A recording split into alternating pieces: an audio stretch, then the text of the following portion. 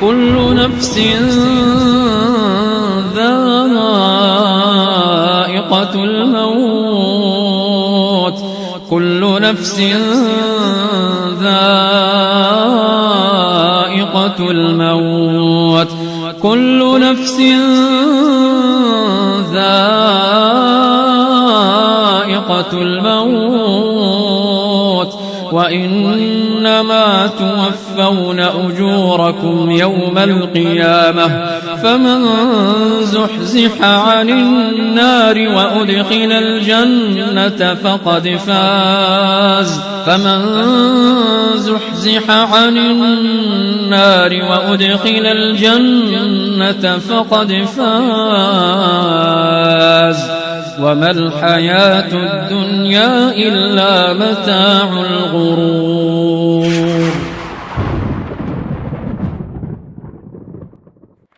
بسم الله الرحمن الرحيم. أعوذ بالله السميع العليم من الشيطان الرجيم.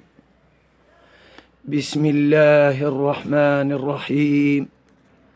إنا فتحنا لك فتحا مبينا ليغفر لك الله ما تقدم من ذنبك وما تأخر ويتم نعمته عليك ويهديك صراطا مستقيما وينصرك الله نصرا عزيزا. هو الذي أنزل السكينة في قلوب المؤمنين ليزدادوا إيمانا مع إيمانهم ولله جنود السماوات والأرض وكان الله عليما حكيما.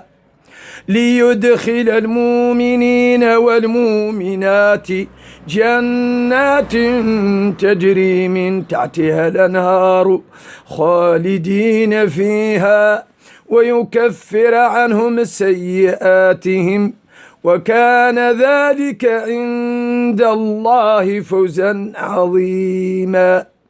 ويعذب المنافقين والمنافقات والمشركين والمشركات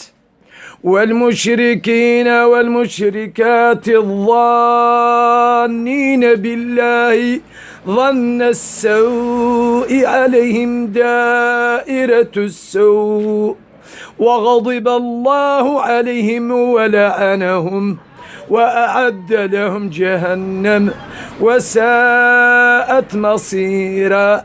ولله جنود السماوات والأرض وكان الله عزيزا حكيما. نفعني الله وإياك بالقرآن العظيم وغفر لي ولك ولسائر المسلمين آمين. اللهم صل وسلم وبارك على محمد وعلى آله وصحبه وسلم تسليما. أريد أن أذكر نفسي وإياك وإن شاء الله لمن استمع لهذا الكلام نسأل الله تبارك وتعالى أن يجعله في ميزان حسناتي وحسناتك يوم لا ينفع مال ولا بنون إلا من أتى الله بقلب سليم. تذكرت موعظة الرسول صلى الله عليه وسلم عند جنازة الأنصار باش نقولوا كلام نجيبوا كلام الحديث بكلامنا احنا بالحسانية ياك يعود يفهموا الجميع. في معنى الحديث قال في الحديث عن منين دفنوا هذا الأنصاري قعد الرسول صلى الله عليه وسلم بين الصحابة وقبض عود ونكت به الأرض وسندوا شور السماء والصحابة يخرسوا عدلها مرتين والله ثلاثة. وقال عن المؤمن منين يعود في انقطاع من هذه الدنيا الفانية من هذه الدنيا اللي غرت ياسر من الناس وشك عنها فيها نتيجة ونشغل بها عن دين ونعوذ بالله لأن أي شيء شغلك عن دينك ما تلا فيه خير أسوأ هو شنو. والدنيا المديور منها الناس العقلاء لا يتعاونوا منها ويعدلوها عوين شور الآخرة لأن مولانا قال سبحانه وتعالى بل تؤثرون الحياة الدنيا والآخرة خير وأبقى ما يلت حد يقبض شيفاني ويلتهى به عن اللي باقي وعن الحياة السعيدة في الجنة، ونسأل الله التوفيق.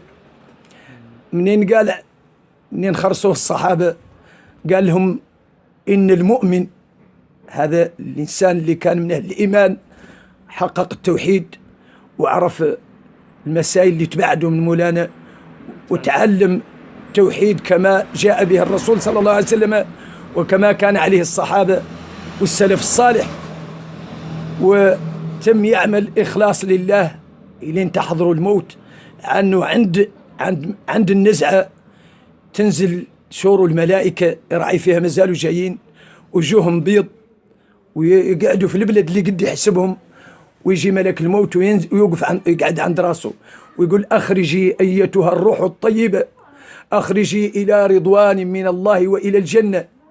ومعم اللي مجيه جايب روح وريحان من الجنة، لأنه أعطاهم له مولانا، لأن مولانا عارف هذا الإنسان اللي في النزعة شنو حالته، كان محده صحيح ومحده في الدنيا، عارف أنه مخلص لله تبارك وتعالى وأنه موحد لله تبارك وتعالى. وقابلوا مولانا منين يجي ملك الموت أعطاه روح وريحان من الجنة، وقال له أنه يتلطف معاه وأنه يدير الروح في ذاك روح وريحان، ويقول لها أخرجي أيتها الروح الطيبة، أخرجي إلى رضوان من الله وإلى الجنة. وعندما تخرج روحه تخرج معها أطيب رائحة، لا أقول في الجنة وإنما في الدنيا كلها رائحة لم تجد إلا في تلك الروح. فإذا بالملائكة السماء يصطفون كلهم ويصلون عليه ويقولون من هذا الروح الطيب، فيقول فلان ولد فلان باسمه اللي معروف بها في الدنيا. وشيع ملائكة السماء الدوني إلى السماء الثانية، إلى السماء الثالثة، إلى السماء الرابعة، إلى السماء الخامسة، إلى السماء السادسة، حتى تطلع روحه من السماوات السبع حتى إلين تجي المولانا ويكتب له كتابه في عليين ويرضى عنه، وتعاد روحه كما قال ردوه إلى الأرض فإني منها خلقتهم وفيها أعيدهم ومنها أخرجهم تارة أخرى. ترد روحه، ما فات الناس اللي هو ميت من بين يديها ما فاتوا تأكدوا من روحه، وهذا وقع له هو في السماوات بفرح مولانا ورضاه عنه. ومنين يندفن يندار في القبر ويجوهم منكر ونكير يجبروهم اللي مستعد للجواب ويجبروه فرحان وراضي، لأن الله تبارك وتعالى وفقه للتوحيد في حياته ومات على التوحيد، وهذه هي أزين فرحة، وهذا هو أزين شيء يمشي به الإنسان من هذه الدنيا الفانية. ومنين يجوا الملائكة يجبروهم استعد للجواب، لأن هذا الجواب كان يجري في دمه، وكانت هذه الشهادة يعرف معناها. يقولوا له الملائكة، يقولوا الملك من ربك؟ ما دينك؟ ما تقول في الرجل الذي بعث فيكم؟ ذا هو مستعد للجواب وفرحان، يقول الله ربي، لأنه كان يعرف معنى لا إله إلا الله، ما كان يشرك بالله شيئا ما كان يشرك بالله شيئا. الله ربي وديني الإسلام، لأنه الإسلام كان عارفه وكان عارف نواقض الإسلام، كان عارف أي حاجة لا يتمس إسلامه يبعد منها باش ما ينتقض إسلامه، لأن نواقض الإسلام أكبر ناقض الإسلام هو الشرك، لأن الشرك ما معاه خير ولا معاه سعادة ولا معاه إسلام ولا معاه عمل. لأن مولانا قال ومن يشرك بالله فقد حرم الله عليه الجنة ومأواه النار. هذا الإنسان اللي وفقه مولانا مات على الإيمان ومات على الإسلام يجاوب فرح ويقول الله ربي وديني الإسلام والنبي هو محمد صلى الله عليه وسلم. يقول له ذاك الملك الثاني اللي ما هو ذاك اللي سوله وما يدريك هذا من قالوا لك، يقول له قرأت كتاب الله. أنت لا قريت؟ والله أعطاك مولانا ناس قارين واستفدت منهم، والله زمقت. أنت لا قريت والله صنت واستفدت، والله زمقت. وتقدم اللي تقرأ في هذا الزمن تقرأ على ناس ما هم السنة يملاوك من البدع والشركيات. يا الإنسان يكون على بال من هذا الشيء، يكون على بال من الشرك والبدع. أي حد باغي مولانا يرضى عنه إلى عاد لا يتعلم دين يتعلموا من عند الناس اللي ثقة وخايفين من مولانا. والدين هو كامل مبني على التوحيد، مبني على الشهادتين، أشهد أن لا إله إلا الله، أي لا معبود بحق إلا الله في السماوات والأرض، لأن المعبودات غير كثيرة وباطلة لكنها تؤدي بصاحبها إلى الشرك وإلى النار، أعاذنا الله من النار ومن أسباب دخولها. يقولوا له ما يدرك، يقول قرأت كتاب الله وآمنت وصدقت، فينادي منادي من قبل الله أن صدق عبدي فافرشوا له من الجنة وألبسوه من الجنة وإنه لا يرى من روحها وريحانها إلى يوم القيامة. ومنين يعود في القبر ويتوحش يجيه إنسان طيب، يجيه إنسان طيب، كلامه طيب، ريحته طيبة، شفته زينة ويقعد معاه ويرد عليه لا الخيرات اللي في الجنة والنعيم في الجنة، ويرد عليه ذا الله يجبر كامل إلى نبعث. يقول له من أنت؟ بشرك الله بخير، والله وجهك وجه يجيء بالخير. يقول له ما عرفتني، ما تعرفني، أنا إلا عملك الصالح، أنا لا عملك. راه عدل مولانا مني هذه الصورة، ولا أنت من أنسك إلى يوم القيامة. ويقول له بشرك الله بخير. يقول له والله ما علمت لك، أنا نعرفك، أنا عملك ونعرفك، والله ما علمت لك إلا كنت سريعا إلى طاعة الله بعيدا من معصية الله، فجزاك الله خيرا. هذا بالنسبة للإنسان اللي حقق التوحيد في هذه الدنيا ومات على التوحيد ومستعد لقاء الله ومستعد للحساب. أما أعوذ بالله يجي في الحديث مولي الروح الخبيثة، لأن الأرواح لا نوعين، لا روح طيبة ولا روح خبيثة، لأن اللي سمعنا واللي جبرنا في الأحاديث عنهم لا نوعين باش تمشي الناس من هذه الدنيا، لا النفس الطيبة والله النفس الخبيثة. ويقول الرسول صلى الله عليه وسلم عن هذا الإنسان لما حقق التوحيد وانغمس في الدنيا ونسى الآخرة ولا عنده غرض لا في جنة ولا في نار، يعيش كيف البهيمة. وفي الحديث وفي الآيات أن ينذكروا ناس خير منهم البهائم، نعوذ بالله، يعني إنسان خير منه بهيمة، راه حياته شر وموته اللي شر، نعوذ بالله، لأن البهائم ما هم مسولين وهو وخلق الحساب. قال عن هذا الإنسان نعوذ بالله اللي يموت ما حقق التوحيد ولا أعرف الفرائض اللي فرض الله تبارك وتعالى عليه، عنه عند حضور، عند خروج الروح أعوذ بالله يجوه الملائكة ويجوه سود الوجوه، ومنين يوقف عليه ملك الموت وجايب شيء قال له سفود من النار، حبس شيء الشر من النار تندار فيه روحه وينقفل عليها، ويقول له اخرجي أيتها الروح الخبيثة، اخرجي إلى سخط من الله وإلى النار. وفي هذه الحالة الإنسان يشتد عليه الضيق، يعرف عن الدنيا ما تلات عنده فيها شربة من الماء، والآخرة ما عنده فيها رحمة، وهذا هو أشد شيء على الإنسان يوقع له. إلى عاد كان يخاف من الأمور، يخاف من المرض، يخاف من قلة المال، ذريك عاد يخاف في هذه الساعة مسكين لا من سخط مولانا والنار، ولا تلا عنده شيء لا يعدله، ولا عنده هروب، ولا عنده شيء، أعاذنا الله من خاتمة السوء. يقول له الملك اخرجي أيتها الروح الخبيثة، اخرجي إلى سخط من الله وإلى النار. راه هو ذاك اللي قبيل اللي قلنا مول الجنة، راهي منين تنقلع الروح من جسده، في الحديث عنها تنقلع لا كيف قطرة من فم قربة، والله من فم بيدو مثلا بسهولة.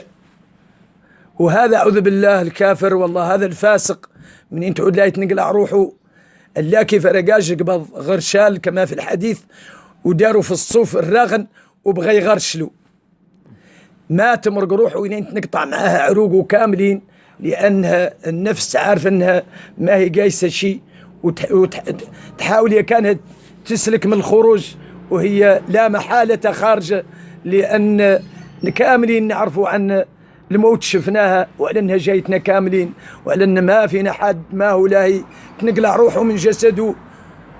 وعندما يقول له الملك اخرجي أيتها الروح الخبيثة، اخرجي إلى سخط من الله وإلى النار.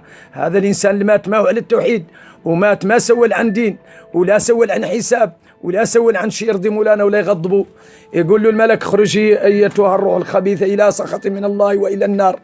تهرب الروح، ما تخلي عرق ما قبضته كانت تسلك إلين تقطع عروقه كاملين وأعصابه، ومنين تمرق يقبضها الملك يقوم لا يقيس بها السماء، يلحق هذا السماء الدوني، ويطلب الملائكة يفتحوا له يقولوا له ابدأ. هذه الروح الخبيثة، والملائكة كاملة جاتهم ريحتها، ملائكة السماوات يقولوا من هذا الروح الخبيث؟ كلهم يطلب مولانا يبعد منه رائحته، لأن تمرق معاه رائحة خبيثة تغلق بين السماوات والأرض، وكل ملك يتبرأ. يقول ملك الموت يا ربي لا عين نعدل له؟ يقول له قض بها إلى أسفل السافلين. أعاذنا الله من الشر والبلاء. أسفل السافلين صخرة في الأرض السابعة تحت تعذب فيها أرواح الأشقياء إلى يوم القيامة. وعند منين تعاد روحه الملك، منين يرد يلقيها في أسفل السافلين. يقول له مولانا منها الأرض يسول مولي، من لا يسول في القبر. يجوه الملائكة يقول له من ربك؟ يقول ها لا أدري. ما دينك؟ ها لا أدري. من نبيك؟ فلا ما يستهدى على اسم الرسول، حتى اسمه ما لا يستهدى عليه، لأنه كان ما عنده غرض في سنته، ولا كان عنده غرض في القرب منه ولا البعد. حتى إلى قام يشوق يقول لك لا نمدح النبي، وهو ما يعرفش قال له النبي، ولا عناش نهاه النبي، ولا باش أمره وتجبره. يقول لك أنا نبغي النبي ونبغي المدح، يا غير يبغيهم لا في الغنى وفي اتباع الهوى. أما لو كان يبغي النبي لا يتعود ذيك الساعة يبغي حق، ولا يتعود محبته حصلت في قلبه، ولا يتعود نفعته عند الموت. يا غير هذا ما نفعته، لأنه كان لا يجوق ولا يبغي السنة ولا يبغي أهلها، وعند النزعة احتاج لذاك كامل. غير مات لا خالق له. يقول لا أدري. يقول له الملك لا دروت ولا تلوت.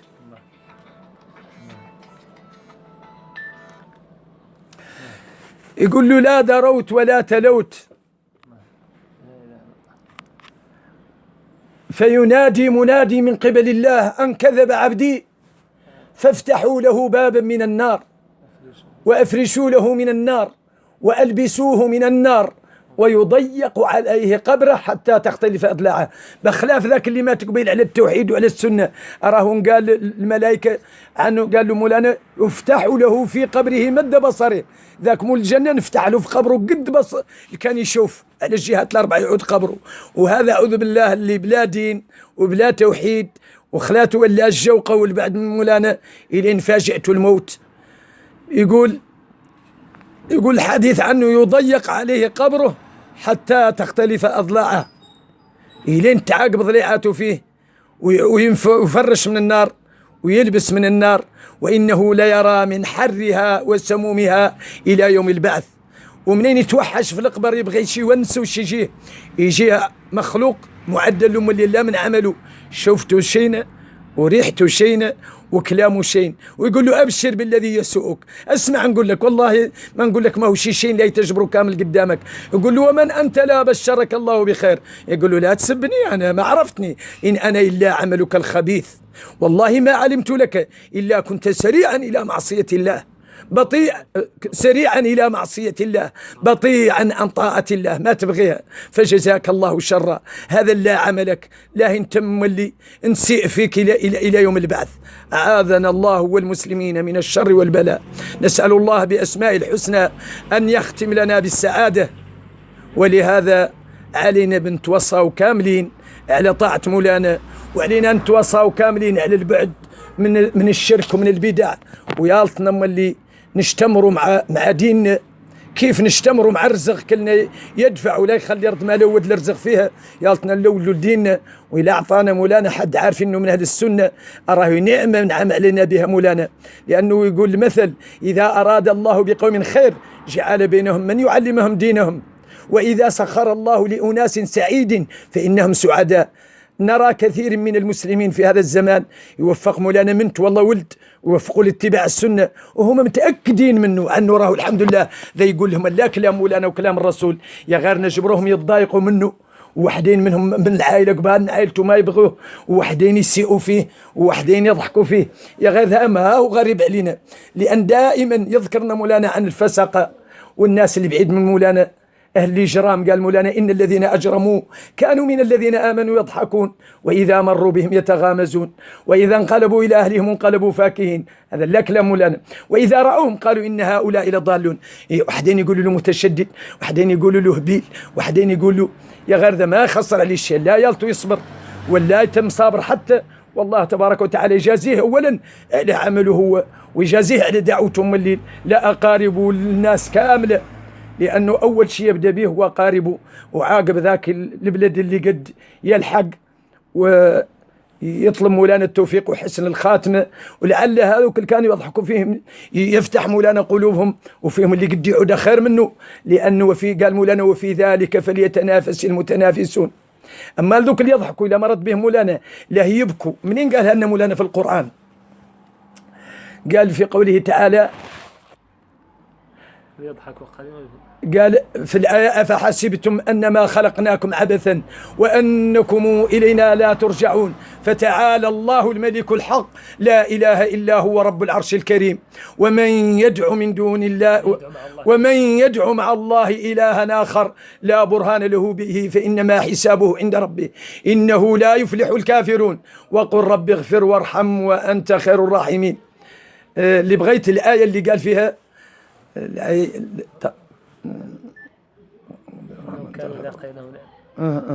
فهذه الآية قبل لا الشغل اللي نتذكر الآية اللي قوله تعالى إنه كان من عبادي إنه كان فريق من عبادي. في قوله تعالى إنه كان فريق من عبادي يقولون ربنا آمنا فاغفر لنا وارحمنا وأنت خير الراحمين فاتخذتموهم سخريا حتى أنسوكم ذكري وكنتم منهم تضحكون. إني جزيتهم اليوم بما صبروا أنهم هم الفائزون.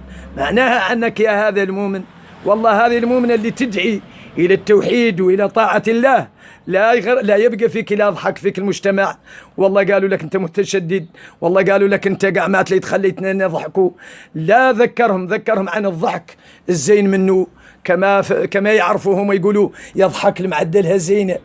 لا أقول لهم عدلوها زينة مع مولانا وذيك الساعة لا ضحكتوا يعملكم. أما الحد يضحك ويغجبل يقد يغجبل أعوذ بالله فهل التوحيد ويضحك فهل الحق، هذا راه لا يبكي، هذا لا يبكي لأنه وتورد فيه الآية إن الذين أجرموا كانوا من الذين آمنوا يضحكون وإذا مروا بهم يتغامزون. ولهذا نسأل الله تبارك وتعالى أن يوفقنا والمسلمين لما يحبه ويرضاه. نسأل الله بأسمائه الحسنى أن يرد بنا إلى الحق ردا جميلا، وأن يوفق المسلمين والمسلمات لاتباع السنة والكتاب، وفوات العمر قصة وفوات العمر رزية. ونطلب الله تبارك وتعالى أن يثبتنا وأن يختم لنا والمسلمين بخاتمة الحسنى إنه ولي ذلك والقادر عليه. اللهم صل وسلم وبارك على محمد وعلى آله وصحبه وسلم تسليما كثيرا، وآخر دعوانا أن الحمد لله رب العالمين. جزاك الله عنا خير، أحسن الله إليك. سبحانك اللهم وبحمدك أشهد أن لا إله إلا أنت أستغفرك وأتوب إليك. الله